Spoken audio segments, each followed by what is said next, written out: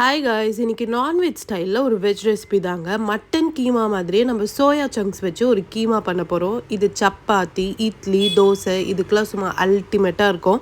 நீங்களும் ட்ரை பண்ணி பாருங்கள். அதுக்கு ஒரு பவுலில் சோயாவை வந்து ஹாட் வாட்டரில் நல்லா ஊற வச்சு அதை ட்ரை பண்ணி எடுத்து வச்சுக்கோங்க. ஒரு பேனில் 1 ஸ்பூன் அளவுக்கு மல்லி, சோம்பு, சீரகம், மிளகு, கொஞ்சமாக கருவேப்பிலை, ஒரு 4 பல்லு பூண்டு சேர்த்து நல்லா ட்ரையாக ரோஸ்ட் பண்ணி அதை மிக்சி ஜாரில் மாற்றிக்கோங்க. நான் ஒரு கப்பில் ஒரு 4 காஷ்மீரி சில்லி, கொஞ்சமாக முந்திரியை வந்து ஹாட் வாட்டரில் ஊற வச்சுருந்தாங்க. அதையும் சேர்த்து நல்லா பேஸ்ட் மாதிரி அரைச்சி எடுத்து வச்சுக்கோங்க. அதே பேனில் கொஞ்சமாக எண்ணெய் சேர்த்து பட்டை, லவங்கம்லாம் ஆட் பண்ணி கொஞ்சமாக வெங்காயமும் சேர்த்து நல்லா வதக்கிக்கோங்க.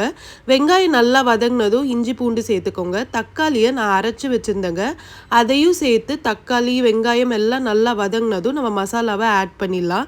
மிளகாத்தூள், மஞ்சள் தூள், கொஞ்சமாக வெறும் மிளகாத்தூள் ஆட் பண்ணியிருக்கேங்க. அது கூடவே நம்ம அரைச்சி வச்சிருந்த பேஸ்ட்டையும் ஆட் பண்ணி நல்லா வதக்கி தேவையான அளவுக்கு தண்ணி ஊற்றி ஒரு 2 விசில் விட்டு இறக்கணுன்னா நம்ம கீமா ரெடிங்க. அப்புறம் என்ன, சப்பாத்தியோ இல்லை இட்லியோ செஞ்சு இது கூட தொட்டு சாப்பிட்டு பாருங்கள், சும்மா அப்படி இருக்கும். நீங்களும் இதை ட்ரை பண்ணி பாருங்கள். ட்ரை பண்ணி பார்த்துட்டு எப்படி இருந்ததுன்னு சொல்லுங்கள். பிடிச்சிருந்தா லைக் போடுங்க.